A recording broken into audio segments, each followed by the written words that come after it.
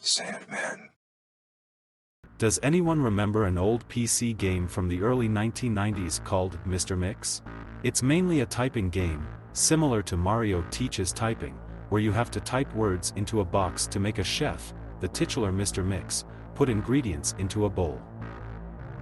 Unlike most typing games, however, this game is notorious for having an insane difficulty curve. The game has a words per minute requirement for each level, being as low as 10 on level 1 and as high as 85 on the third.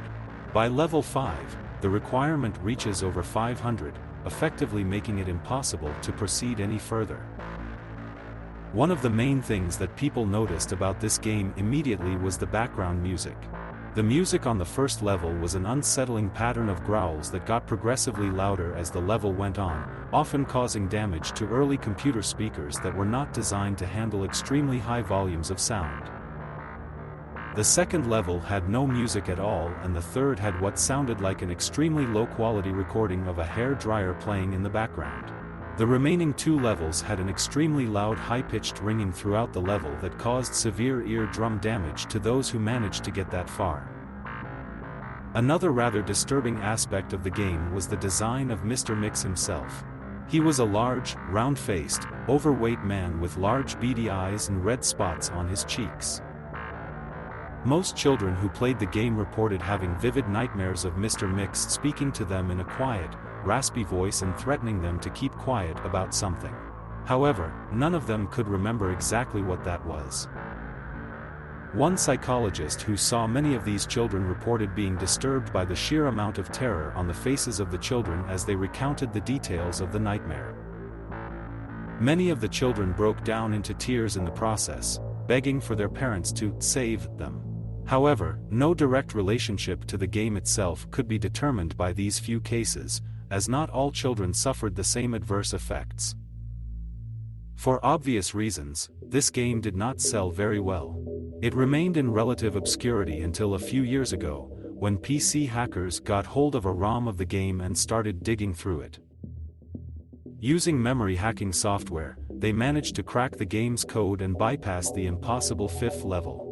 What they found, however, was extremely disturbing and caused many of them to quit the expedition altogether. According to the reports these hackers left behind, the game behaves very strangely if the fifth level is bypassed. The game crashes violently and closes, writing a bunch of files to the user's System32 directory to the point that the RAM was almost completely filled. These files are reportedly pictures of people with horribly deformed faces, appearing to scream in pain and agony with their eyes appearing to be bleeding from their tear ducts and their outer layer of skin torn clean off in multiple places. If the user attempts to delete these files, the computer will violently crash and blue screen, causing permanent irreparable damage to the user's hard drive. The hackers found that this was caused by a lone byte in the game's ROM that triggered and the fifth level was completed. After removing this byte, they were able to proceed to the sixth and final level. Unfortunately, all of the original hackers declined to discuss what they saw in the final level. All of them became extremely paranoid and reclusive, refusing to talk about anything related to the game and showing astonishingly extreme symptoms of post-traumatic stress disorder. Most of them ceased to be able to form coherent sentences within a week and, within a month, all of them went missing. All remaining copies of the game were destroyed. To this day, no one knows what was in that game that caused them so much psychological damage. Maybe it's better that way. 2 years after this incident, a man was arrested after trying to kidnap an 8-year-old girl from a grocery store. Through DNA and fingerprint analysis, the man was identified as one of the original hackers who viewed the final level of the game. He was wearing a white chef's hat and had a look of unspeakable malice and insanity on his face. When interrogated, the man would only say one thing: "Shush, I'm Mr. Mix."